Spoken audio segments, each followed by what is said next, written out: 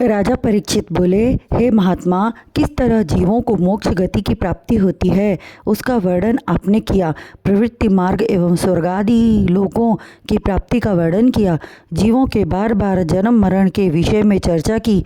मनवंतरों का वर्णन किया तथा प्रियव्रत एवं राजा उत्तानपाद के वंशों का वर्णन करते हुए 5वें स्कंध में समुद्र, पर्वत एवं नरकों का वर्णन किया। किंतु अब मनुष्यों को उत्तम मार्ग अपनाने का उपदेश कीजिए।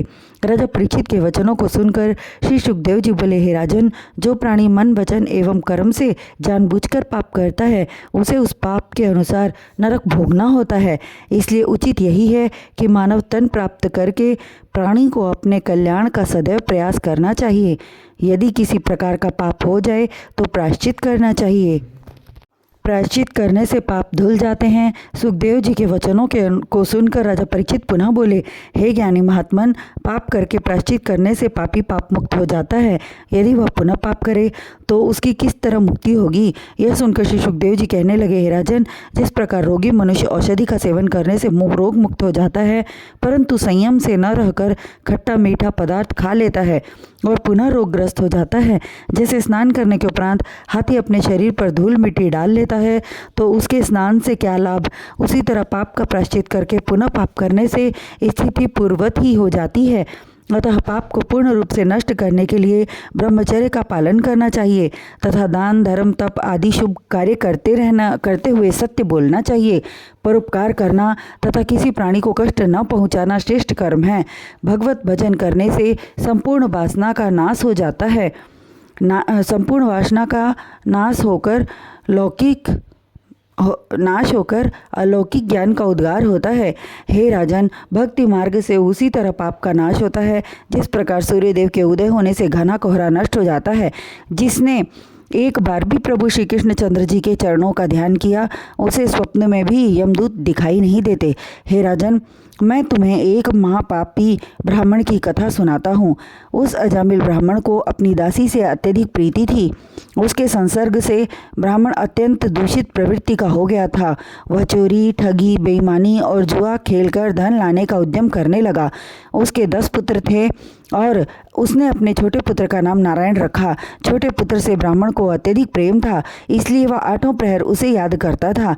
धीरे धीरे अजामिल ब्राह्मण की 80 वर्ष की आयु पूर्ण हो गई और उसकी मृत्यु का समय निकट आ गया। तब यमराज की आज्ञा पाकर यमदूत उसे लेने आए। उस समय यमदूतों का भयानक रूप देखकर अजामिल अपने पुत्र नारायण का नाम लेकर जोर जोर से चिल्लाने लगा।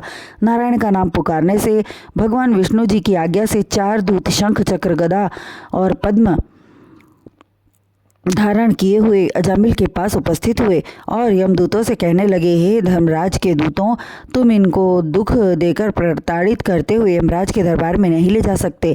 यह सुनकर यमदूत बोले, हे मित्र, इस ब्राह्मण ने अपने जीवन काल में बहुत पाप किए हैं। इसके पाप का दंड देने के लिए धर्मराज की आज्ञा से हम इसे ले जाकर नरक में डालेंगे और इसे दुख देंगे। उनके वचनों को सुनकर श्री नारायण के दूत कहने लगे, हे धर्मराज के दूतों, तुम लोग यह भी नहीं जानते कि मनुष्यों में पाप करने वाले सभी दंड के पात्र हैं, अथवा उनमें से कुछ मनुष्य दंड के योग्य नहीं हैं, दंड देने योग्य हैं। हमें धर्म और अधर्म का रूप समझाओ।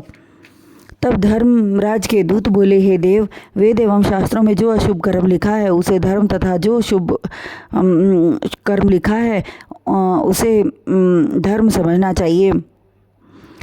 वेदों की रचना स्वयं श्री हरि नारायण ने की है। पाप तथा पुण्य कर्म करने वाले प्राणी के साक्षी सूर्य, चंद्र, अग्नि, वायु, दिन, रात, संध्या, पृथ्वी, काल, धर्म तथा आकाश हैं।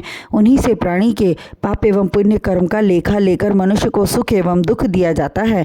संसार में समस्त जीवों के चलते फिरते, उठते बैठते एवं पाप एवं पुण्य होता है, किंतु यह अजामिल ब्राह्मण अत्यंत दुराचारी है। इसने ब्राह्मण के घर में जन्म लेकर शास्त्रानुसार विद्या अर्जित की। वह माता पिता का आज्ञाकारी था। सूर्यदेव, विष्णु भगवान तथा अग्निदेव की भक्ति करते हुए भक्तिपूर्वक धर्म आचरण करता था। किंतु एक दिन पिता की आज्ञा से जंगल से लकड़ी और पुष्प आदि लेने के लिए गया और एक भील को वैश्या के साथ हंसते मुस्कुराते हुए आते देख कुछ विचार करने लगा। वैश्या भी अजामिल को देख कामदेव के वश होकर इससे आकर लिपट गई। ब्राह्मण ने भी कामांध होकर उसके साथ भोग विलास किया और वैश्या को अपने घर ले आया तथा माता पिता, गुरु, स्त्री और धर्म कर्म करना त्याग कर नास्तिक हो गया। वैश्य गमन एवं चोरी, ठगी, लूटमार, जुआ खेलने आदि दुष्कर्म करने से इसके समस्त पुण्य नष्ट हो गए। इसलिए हम इसे यमराज के पास ले जा रहे हैं।